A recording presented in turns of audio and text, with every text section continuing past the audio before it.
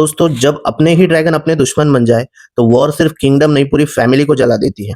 तो house of the dragon season 3 का final episode जो है वो आ गया है और एग्जैक्टली यही प्रूव करता है कि डांस ऑफ द ड्रैगन्स अब सिर्फ थ्रोन की फाइट नहीं रही, अब ये कंप्लीट डिस्ट्रक्शन बन चुकी है।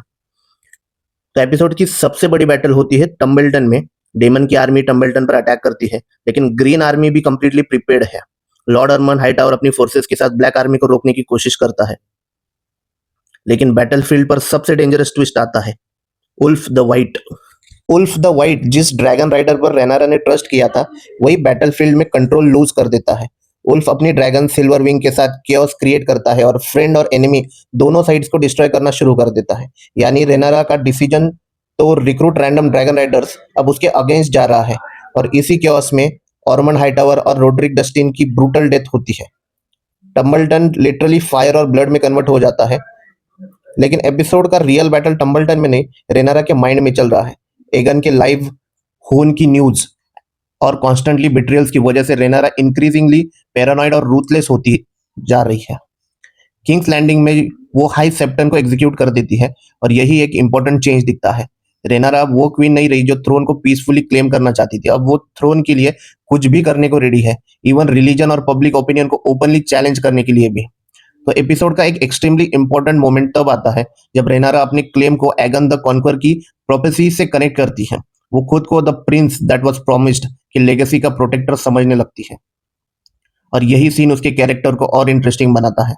रेनारा के लिए आयरन थ्रोन अब सिर्फ पावर नहीं, एक डेस्टिनी बन चुका है। लेकिन प्रॉब्लम यह है कि डेस्टिनी के नाम पर वो इंक्रीजिंगली ब्रूटल डिसीजंस ले रही है। तो मीनवाइल सबको डेथ समझ आने वाला एगन 2 वापस आ चुका है, और सबसे इंपॉर्टेंट उसके साथ है सनफायर। एगन का रिटर्न ग्रीन्स के लिए मैसिव टर्निंग पॉइंट है, क्योंकि अब एमंड अकेला टारगेरियन वेपन नहीं रहा। एगन और एमंड के बीच जो राइवलरी थी वो अब टेम्पररी एक अलायंस में कन्वर्ट होती है। दोनों का टारगेट क्लियर है, रेनारा को थ्रोन से हटाना, और यही सीजन 4 के लिए एक एक्सट्रीमली डेंजरस सेटअप क्रिएट करता है। लेकिन फिनाले का सबसे हार्ट ब्रेकिंग मोमेंट आता है हेलेना टारगेरियन के साथ। हेलेना पूरे सीजन में प्रोपेंसीज और विजन के बीच जो है फंस चुकी है, और फिनाले में वो फाइनली अपनी लाइफ एंड कर लेती है। उसकी डेथ सिर्फ एक कैरेक्टर डेथ नहीं है, हेलेना की डेथ रेनारा की ट्रांसफॉर्मेशन का सिंबल है।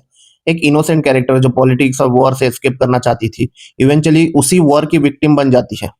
द बिगेस्ट हिडन डिटेल मैं आपको बताना चाहता हूँ कि एपिसोड का सबसे इंटरेस्टिंग जो पार्ट था वो ये था कि हेलेना की प्रोफेसी और रेनारा की जर्नी एक स्ट्रेंज पैरेलल क्रिएट कर देती है। हेलेना फ्यूचर को देख सकती है, लेकिन उस फ्यूचर को चेंज नहीं कर सकती, और रेनारा फ्यूचर को कंट्रोल करना चाहती है, लेकिन अपने डिसीजंस की वजह से खुद उस डिस्ट्रक्शन का पार्ट बन जाती है। यही सीजन 3 का बिगेस्ट थीम है। सीजन 3 के एंड तक किसी साइड की रियल विक्ट्री नहीं होती। ब्लैक आर्मी टम्बलटन में हेवी लूजेस सफर कर रही है, ग्रीन्स भी इंटरनली फ्रैक्चर्ड है, एगन वापस आ गया है, एमंड के साथ उसका अलियंस डेंजर है, रेनारा इंक्रीजिंगली रूथलेस हो चुकी है।